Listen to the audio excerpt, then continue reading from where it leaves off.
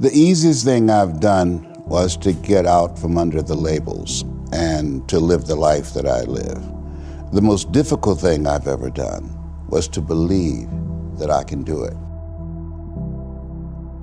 The difference is that when you don't know what's impacting you, and it's something that's holding you down and you're not aware of it.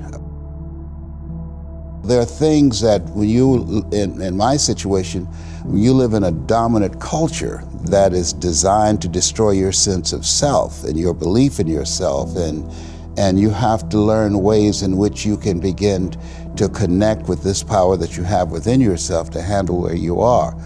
The key is to be constantly in a perpetual process of discovering the truth of who you are and fighting constantly to look for ways in which you can escape the inner conversation. Between ages 0 and 5, we determine what's available to us and what's not available to us. And so that was a defining moment. I knew there are certain things I could not do, certain places I could not go. They used to have signs on Miami Beach that said, Jews, dogs, and coloreds not allowed. And so now you have to operate within the constraints of the dominant society and the things that they've created for you. And it's a challenge to see yourself beyond that and to work to get outside of that, even after those laws have changed, because that has become so much a part of you. You unconsciously operate within the parameters of what has been put in place. Like you're driving on the expressway, the 405, and you'll get off on an exit that you weren't going in that direction, but you unconsciously did it because you've done it so many times that many people, because they're not making a conscious, deliberate, determined effort to think outside of what life has thrown at them, they end up doing the same thing over and over and over again. Einstein said that thinking that has brought me this far has created some problems that this thinking can't solve. And so through relationships, through reading, through studies, through goals and dreams beyond your comfort zone, it allows you to begin to live out of your imagination as opposed to out of your history. Disney said, the imagination is a preview of what's to come.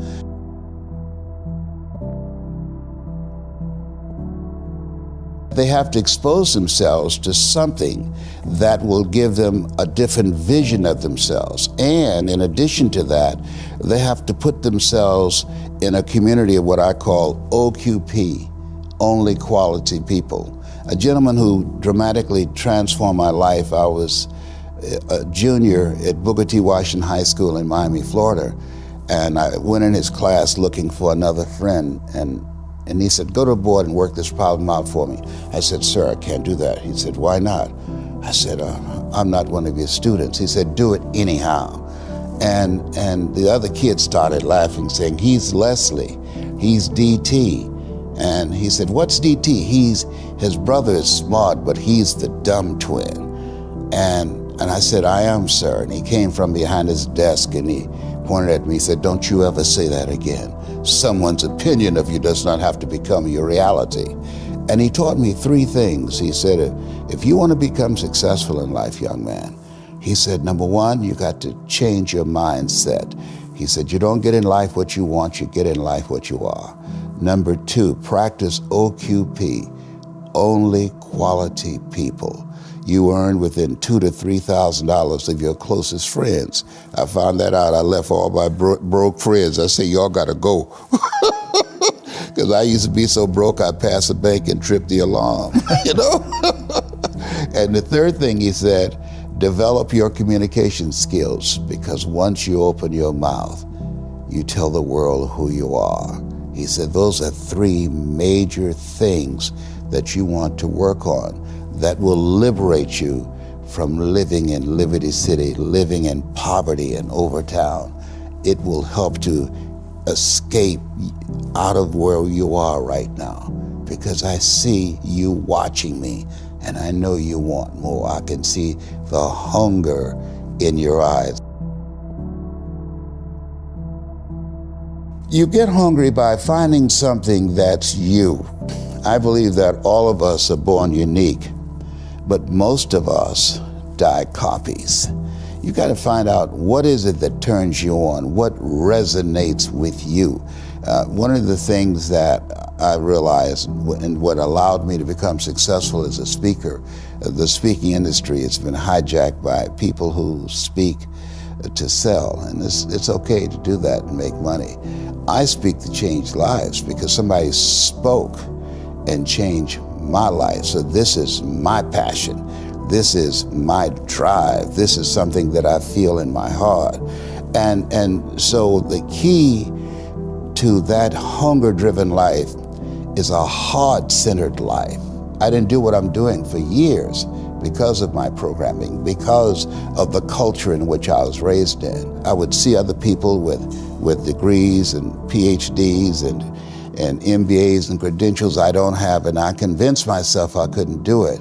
But Mr. Washington, on that day, we became friends, and he taught me not only someone's opinion of you does not have to determine your reality.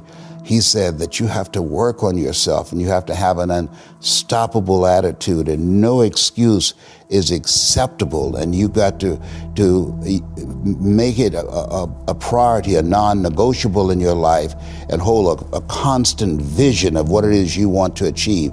See it accomplished and go all out. Find a way to win. In spite of the setbacks, in spite of the disappointments, in spite of your failures. I tell people when I'm giving presentations, you will fail your way to success. I have a saying is life knocks you down, try and land on your back, because if you can look up, you can get up.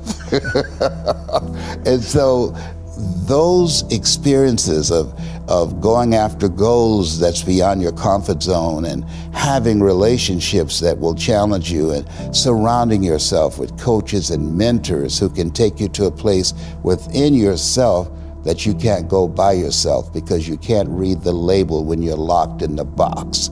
And so those experiences, they challenge you to go to that next level and continue to move forward in your life, doing new and exciting things that eye has not seen, ear has not heard, nor has entered the heart of mankind what God has in store for you when you live a heart-centered life, deciding that you're going to live a life that will outlive you. You're going to live a life that counts, a life that will build a legacy and change the planet. You know, Horace Mann said, we should be ashamed to die until we've made some major contribution to humankind. And so my goal is to make a major contribution to humankind.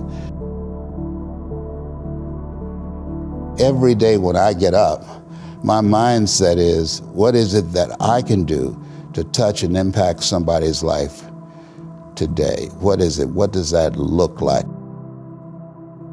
Don't live the life that has been given you by their circumstances, by the people that's around you. That Sidney Poitier wrote a book called The Measure of a Man. And he said, when you go for a walk with someone, something happens without being spoken. He said, either you adjust to their pace or they adjust to your pace.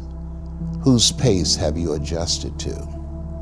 And so there are things that we pick up and we think that they're our choices, but they're the choices that we've been programmed by life to do. When we leave our homes in the morning, we're bombarded with over 6,000 advertising hits through Facebook, through Twitter, through Instagram, through television, through our phones and through our communities, and through the computers. And so all of these things are impacting us every day.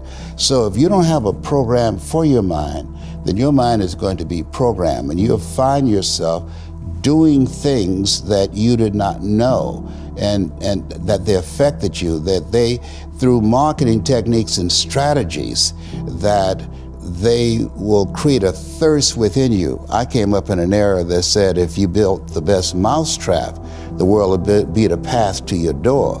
But if you know marketing, people will sleep outside your store to buy a telephone they've never touched or seen.